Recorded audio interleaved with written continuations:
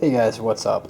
Today we're going to be bringing you a quick guide video on how to install the Madbull Daniel Defense Mk18 RIS2 rail system, so on your M4. Now, we're going to be using a G&G combat machine today, and it's actually a Airsoft GI G4A3, so it did come with a free float rail system, so I did not use a D-ring. This was already easy to disassemble. So that's the first step, is just make sure your handguard is off so you can see the threads for your outer barrel on which to mount your handguard. Alright, so when your handguard comes, you're going to have these little screws all in here, and then you're going to have these two bottom screws which aren't removable. Alright, so the first thing is you want to get all those screws out. Alright, so once you guys have done that, you're going to want to take this little black piece, okay? This goes on second. Very important, this goes second. This goes on first. This is the bracket that when you screw this in, it's gonna go like that. Kind of hold the screws onto this, and this is gonna hold onto this. So first of all, we're gonna attach this. Do that quickly if I can mount the camera. All right. So you're gonna want to take your M4 just like this.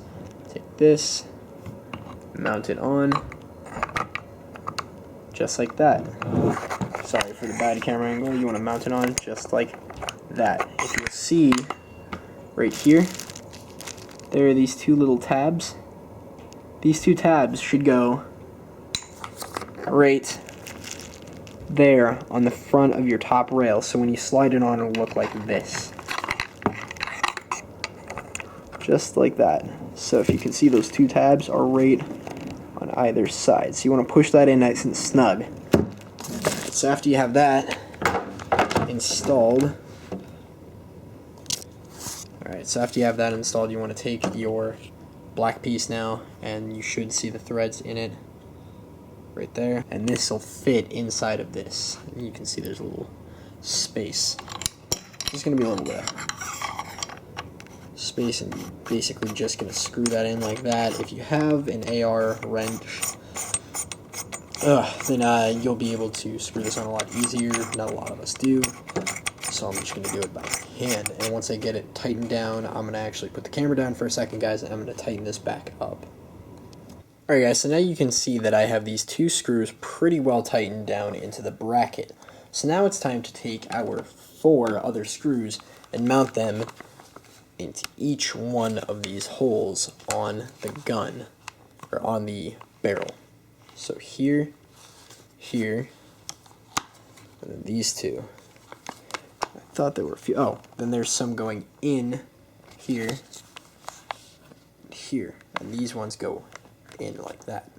The easiest way I found to show you guys how these are supposed to go is by taking these screws right here, your post screws, and then you just drop them in like that. So there's 4, and there's 2 extra holes on each side. So here, drop that in. Then you're going to want to tighten these down, and then the same thing for the other 2 on this side. And again, I'm sorry for the poor camera work. I'm really working with what I have, guys. So you want to have them just like that. I'm going to tighten these down. I'll get back to you after that. Alright guys, so if you look now, you can see that I have the 2 screws tightened in for the rail. So this is actually has eliminated most of the wobble in the handguard, and it's become pretty much even, whereas it was slanting to one side. So now I just need to tighten down these 2 screws, and I'll get back to you guys when I've done that too.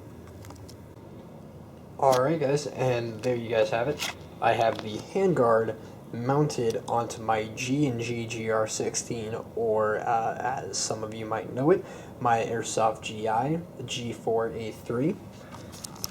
I've got the 2 screws mounted here. I've got the outside bottom screw mounted going this way as it's supposed to, and I've got the same thing going on the opposite sides of the gun. My only complaint about this rail is I ordered it in dark earth, and I got this used, and as you can see from the camera, it is very, very glossy. Now, I don't think this would be a problem on an M4, but on a rail like this is definitely not something that I want. Now, I don't think for me personally this will be too much of a problem, as I plan on picking up some rail covers be it some mag poles or maybe some ladder style rail covers. I don't quite know yet, but you guys can kind of see that gloss is not matching with the dark earth of the gun's body. All in all, it's a solid handguard. It feels very, very nice when you hold it. It's added a lot of length to my gun, and it's definitely going to be a lot easier considering I have a barrel extension, so my gun's barrel is about right here. So I can, and the outer barrel, however, or the inner barrel, however, ends about right here. So I can definitely fit a mock suppressor and be justified with that going from here to here. It's going to look really cool too. Alright, thanks for watching, guys. Hope you enjoyed the tutorial.